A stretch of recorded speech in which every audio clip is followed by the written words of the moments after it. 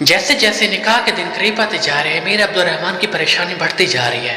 उसको दिखाया गया काफ़ी परेशानी की हालत में, जब वो आयमा की बातों को सोच रहा होता है, जब दोनों बातें कर रहे होते हैं, तो आयमा कहती है क्या तुम पागल हो गए हो? कहीं तुम ये तो समझने नहीं लगे कि आयमा तुमसे मोहब्बत करती हैं। आयमा सिर्फ मोहब्बत करती है अपने वालिदैन से, और उनकी इज्जत की खातिर कुछ भी करने को हर वक्त तैयार रहती है। इसके बाद आयमा को दिखाया जाता है जो कि परेशानी की वजह से दूर टहल रही होती है लाल में अपने ख्याल में, अगर कुछ उसे पता नहीं चलता कि मानी भी वहीं आ जाता है। मानी आकर उसे बुलाता तो वो डर जाती है, जिस पर मानी कहते हैं क्या हो गया? मैं तुमसे ज़रूरी बात करने आया हूँ, मैं तुमसे ये कहने आया कि तुम ये निकाह करने से इनकार कर दो। जिस पर आयमा जो होती है वो सुनकर गुस्से में आ जाती है, कहती है कि क्या तुम पागल हो गए हो? क्या तुम अपने मफाद की खातिर इतना गिर सकते हो कि अपने अलावा किसी का नहीं सोच सकते? पूरे गाँव को पता है कि कल अब्दुल गफ्फार की बेटे का निकाह है। जिस पर मानी कहते हैं कि तुम मुझे गलत समझ रहे हो, मैं तुमसे ये नहीं कह रहा कि तुम मेरे साथ निकाह करो, मैं तुम्हें ये कह रहा हूँ कि तुम ये निकाह करने से इनकार कर दो, क्योंकि वो तुम्हारे साथ शादी नहीं करना चाहता, वो तुम्हें कभी खुश नहीं रखेगा, इसलिए वो चाहता है कि अपने गुड्डे को निकाल कर मेरा गुड्डा फिट कर दे। आयमा उसकी यह बात सुनकर समझ जाती है और कहती है कि मानी मुझे यकीन हो गया तुम मुझे अच्छे बहुत अच्छे दोस्त हो, लेकिन चाहे तुम जितने भी अच्छे दोस्त हो तो मेरा नसीब नहीं बदल सकते। ये कहकर वहाँ से वो चली जाती है। मानी से जाता हुआ देखता रह जाता है। फौजिया कॉल करती है अब्दुर्रहमान को और पूछती है कि क्या तुमने मानी से बात की? जिस पर अब्दुर्रहमान कहता है कि हाँ मेरी मानी से बात हुई थी। जिस पर फौजिया कहती है कि तुम्हें बुरा तो लगा होगा, असल में इसमें मानी का कोई कसूर नहीं, ये सारी जो गलती है ये आयमा की, वो है चुड़ैल। जब वो आयमा को चुड़ैल कहती है तो अब्दुर्रहमान जो था वो गुस्से में जाता है, कहते हैं कि तुम्हें खबरदार, तुम्हारी हिम्मत कैसे हुई आयमा को चुड़ैल कहने की? चाहे आयमा मेरे साथ हो या ना हो, लेकिन मेरा बचपन से उसके साथ ताल्लुक है, मैं उसको अच्छी तरह जानता हूँ और किसी भी लम्हे उसको मैंने कमज़ोर पड़ते नहीं देखा। ये कहकर वो फोन काट देता है और कहता है कि फौजिया बहुत ही बदतमीज और बेशरम लड़की है। इसके बाद आयमा को दिखाया जाता है जो कि आमिना मानी से मिलने के बाद सीधा अब्दुर्रहमान के कमरे की तरफ जा रही होती है। जब वो कमरे में आती है तो अब्दुर्रहमान से कहती है तुम तो मेरी सोच से भी ज़्यादा घटिया निकले, तुम्हें शर्म नहीं है मानी से ऐसी बात करते हुए? क्या तुम समझते थे मैं पक्के हुए फल की तरह उसकी गोद में जाके रहूँगी? इस पर अब्दुर्रहमान कहता है कि आई एम सॉरी, मुझे उससे ऐसी बात नहीं करनी चाहिए। जिस पर आयमा गुस्से में आ जाती है और कहती है कि पता है क्या, तुमसे शादी करना ज़िंदगी का सबसे बड़ा अज़ाब होगा। ये कहकर वो वापस कमरे में आ जाती है और मानी की बातों को सोचने लगती है। जब मानी उसे बता रहा होता है कि अब्दुर्रहमान उससे शादी नहीं करना चाहता, बल्कि वो उससे किसी पूरी ज़िंदगी खुश नहीं रखेगा। आयमा अपने पेरेंट्स के कमरे में होती है। उसकी माँ कहती है कि लगता है मेरी बेटी थक गई। जिस पर आयमा कहती है कि हाँ माँ मैं थक गई हूँ। इसके बाद आयमा कहती है कि हम आपसे मुझे एक बात करनी थी कि आप ये निकाह रुकवा दें। ये सुनकर उसकी माँ गुस्से में आ जाती है, कहती है कि क्या पागल जैसी बातें कर रही हो, पूरे गाँव को पता है कि कल तुम्हारा निकाह है और एक रात पहले तुम यह बदमस्ती पैदा करना चाहती हो। जिस पर आयमा कहती है कि अम्मा आप इस बात को समझें, मैं और अब्दुर्रहमान इकट्ठे तो रह सकते लेकिन कुछ नहीं रह सकते। जिस पर उसकी माँ कहती है कि क्या तुम पागल हो गई हो? हालांकि वो लड़के हैं अब्दुर्रहमान, उसने हमारी बात को माना और हमारे कौम के आगे उसने सर तस्लीम कर दिया, इनकार करने की जरूरत नहीं की, लेकिन तुम हमारे औलाद हो, तुम हमारे ये दिन निकालना चाहती हो।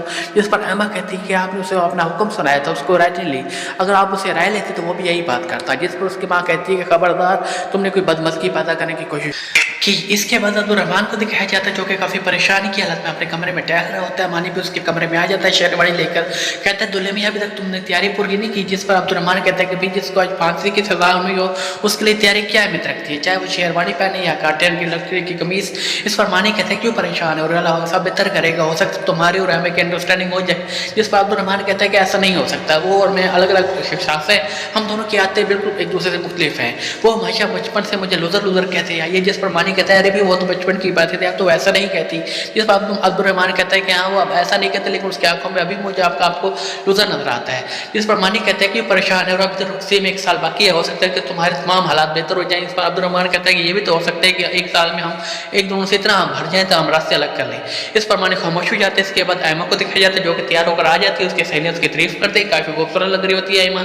उसकी सहेली कहती है कि अरे भाई धुली में जब तुम्हें देखेंगे ये ना हो कि वो आज ही रुखसी का इसरार कर। यह सुनकर आयमा जो गुस्से में आ जाती है, जिस पर उसकी सहेली परेशान हो जाती है। मानी भी वहीं आ जाते हैं। मानी कहते हैं कि निकाह की तमाम तैयारियां मुकम्मल हो चुकी है, लोग आपको बुला रहे हैं। आयमा वहाँ चली जाती है। निकाह के तमाम तैयारियां मुकम्मल हो चुकी है, मेहमान भी सब आ चुके हैं। अहमद जो होती है मेहमान खाने में जाकर बैठ जाती है। इसके बाद अब्दुर्रहमान भी वहीं आ जाते हैं। जैसे अब्दुर्रहमान आता है निकाह खान जो होते हैं निकाह शुरू करा देते हैं। जल्दी दोनों का निकाह भी मुकम्मल हो जाता है। इस मौके पर अब्दुर्रहमान और अहमद जो होते हैं काफ़ी खुश दिखाई नहीं देते। तमाम लोग एक दूसरे को मुबारकबाद देते हैं। गिलानी साहब अब्दुर्रहमान से पूछते हैं कि अल्लाह का शुक्र है तमाम काम जो है खैर वखैर के साथ मुकम्मल हो चुका। अब बेटा ये बताओ कि तुम्हारी फ्लैट कब है? जिस पर अब्दुर्रहमान कहते हैं कि अंकल अभी फ्लैट का कुछ पता नहीं। जिस पर उनकी बेगम कहती है कि भाई हमारी तो ये ख्वाहिश है कि हमें भी तुम्हारे साथ जाती, चलो अभी भी कुछ नहीं बिगड़ा, 1 साल जो होता है पलट झपकते गुजर जाता है, तुम जाति कागजात बना लेना ताकि अहमद जो होते तुम्हारे पास आ सके। इस पर अब्दुल गफ्फार साहब कहते हैं कि रुखसी 1 साल बाद नहीं बल्कि आज ही होगी। इस मौके पर अब्दुर्रहमान और अहमद का दोनों का रंग उड़ जाता है। अब्दुल गफ्फार की बेगम होते हुए भी परेशान हो जाती है। वो वो अपने हस्बैंड से कोई बात करना चाहती है, लेकिन अब्दुल गफ़ार जो होते हैं उनके इशारे से मना कर देते हैं, जैसे वो खामोश हो जाती है। इसके बाद अब्दुल गफ़ार जो होते हैं वो फौजी को कहते हैं चलो भाई आयमा को लेकर अब्दुल रहमान के कमरे में ले जाओ। फौजी जो होती है आयमा को अब्दुल रहमान के कमरे में लेकर आ जाती है। जैसे कमरे में आती है फौजी तंज के निश्चर बरसाने लगती है, कहती है कि मुझे पता था जो कुछ भी हुआ ये तुम दोनों की मिली भगत करना चाहिए, सारा प्लान किया होता तुम दोनों ने। जिस पर आयमा कहती है गुस्से में क्या तुम पागल हो कि तुम अच्छी तरह जानते हो कि मुझे अब्दुल रहमान से शादी करने का कोई शौक नहीं था। लेकिन फौजी जो होती है उसकी कोई बात नहीं मानती, बल्कि तंज के निश्चर बरसाती रहती है। इसके बाद वो कमरे से चली जाती है।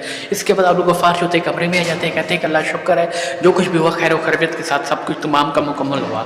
इस पर उनकी बेगम कहती है कि मीर साहब जो कुछ भी हुआ मुझे अच्छा नहीं लगा। वो क्या कहेंगे कि हमारी इकलौती बेटी है, हमने उसकी इस तरह रुखसती कर दी। जिस पर मीर साहब कहते हैं कि भाई जो कुछ भी हुआ ठीक हुआ, अगर ज़्यादा देर हो जाती तो बहुत बड़ा नुकसान हो जाता। जिस पर उनकी बेगम कहती है किस नुकसान की बात कर रहे हैं। इस पर मीर साहब खामोश हो जाते हैं, कोई बात नहीं करते थे। दिन में उनकी मुलाजमा सकीना भी वही आ जाती है। सुगरा कहती है कि वो बीबी तमाम काम सिमट गया, लेकिन मुझे आप एक बात बतानी थी, दुल्हा मियाँ जो है 1 घंटे से एक बिलान में ठहल रहे हैं और बार बार सिगरेट पी रहे हैं।